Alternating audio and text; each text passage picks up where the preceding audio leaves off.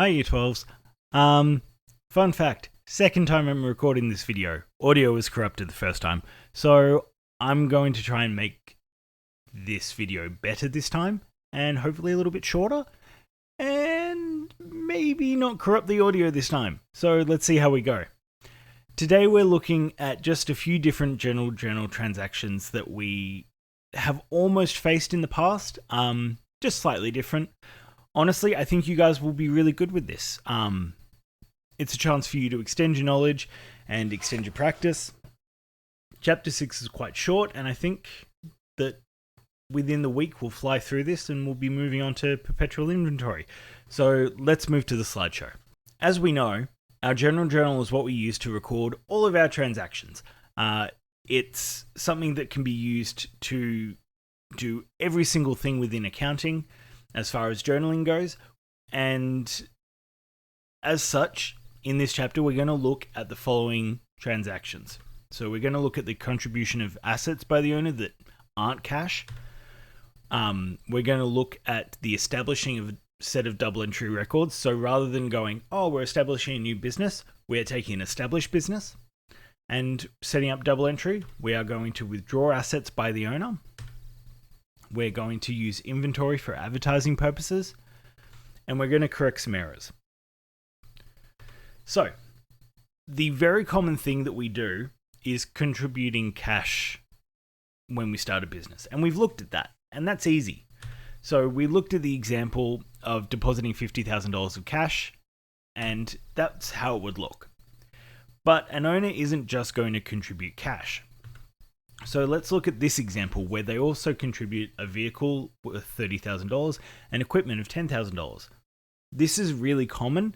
This could be something where someone's starting a home handyman business where they're putting in their own vehicle and their $10,000 worth of tools, or a mechanic or something like that. This does happen quite a lot. So it's really similar. We've just got our cash at bank, our vehicle, and our equipment accounts all increasing. And we've got our capital account increasing. Now, when we post it, it's going to look like this in the ledger, just our regular assets. And the only thing that is slightly unique about this is when we move to the capital account, we break it into individual parts just because it gives us that little bit of extra information. It's technically possible to say capital, $90,000, and have the cross-references of cash at bank, vehicle, and equipment in there, but it's not going to be as useful in terms of information, so that's why we break it up a bit. Now, the only other tricky aspect of this is that sometimes assets come with a liability attached, like vehicles. Sometimes we have a loan that funds the asset, and we assume that the business will take on that loan as well.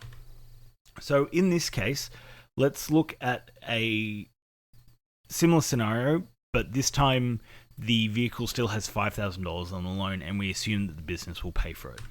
So this is what it's going to look like. It's going to be really similar, except our credit entries will be $5,000 of loan and $85,000 of capital, as opposed to just the $90,000 of capital.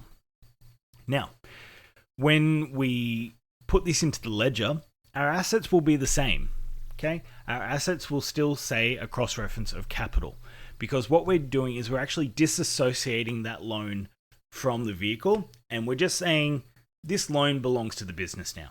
So as a result, the loan reference will be capital, and our capital account will look like this. We just assume that it's a random loan. We don't assume that it's a vehicle loan, and we say, hey business, take this on. And that's how it's done. And this works out in terms of our accounting equation as well, because that's how it will look. $90,000 of assets, $5,000 of liabilities, $85,000 in owner's equity.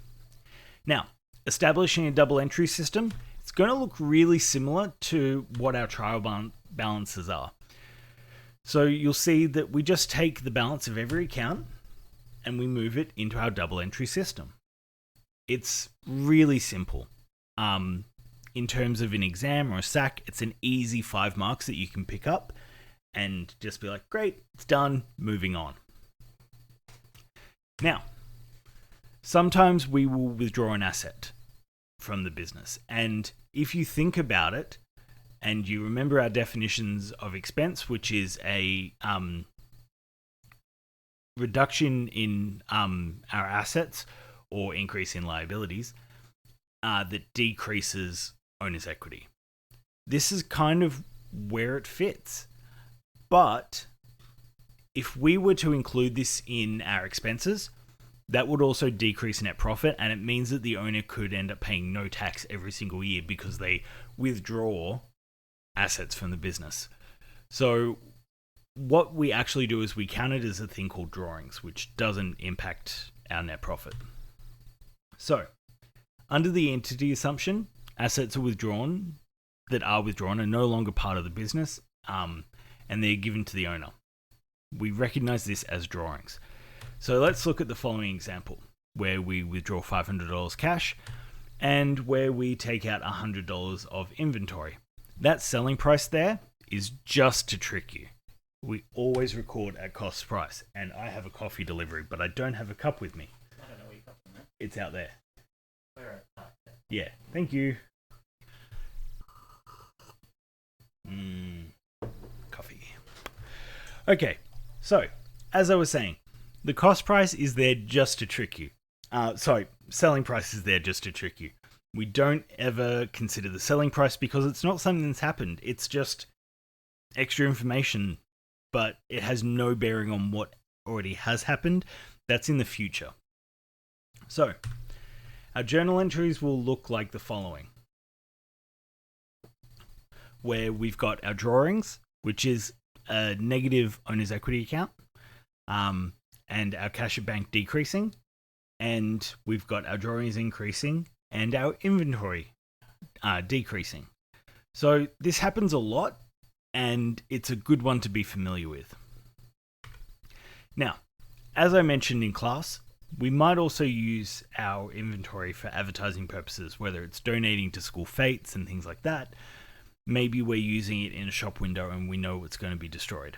So let's look at the following example, where we donate stock in return for free advertising in the school newsletter. So here we have goods worth $400. Again, we ignore the selling price. They are just trying to get at you. And we have the following entry, where our advertising expense is increasing. The only difference is the asset account that is decreasing isn't cash, it's inventory. That's it. Now, final thing, correcting errors in the journal entries. So if we were to present an auditor with something that is rubbed out or white-outed, or even in an electronic sense, if it was deleted, we would consider this a sign of fraud, and we would be very heavily investigated. So we never do that. What we do is we actually correct our errors through double entry. So let's think about the following mistake, where we accidentally pay wages into advertising. What we need to do here is we need to put the wages into the wages account and remove it from advertising. So this is all we have to do. We've got two expense accounts, one increasing, one decreasing. Okay?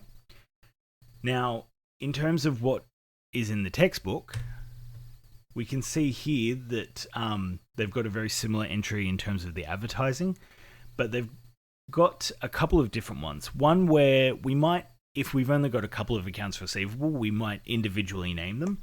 And here we've put the money that we need from P. Andrews into B. Andrews. So what we've done is we've reversed it. So we've put that money into the right accounts receivable and removed it from the wrong one.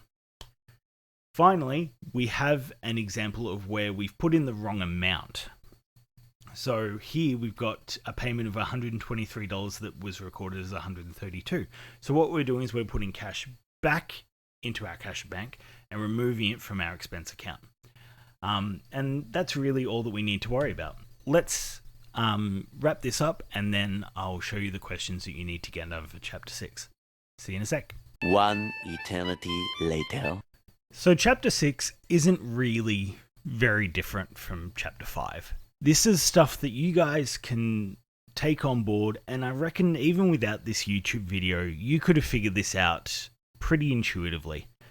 I'm really impressed with the work that you guys have been doing, and I think that you will have no issue with this. Chapter 6 is not very long, as I said at the start, and I think that we can get through this in about a week before we move on to Perpetual Inventory. Now, I didn't receive a meme of the week from Ren this week, so I'm going to leave it up to my friends from Melbourne, and I hope you guys have a really great long weekend, and I look forward to seeing you back in class. See ya!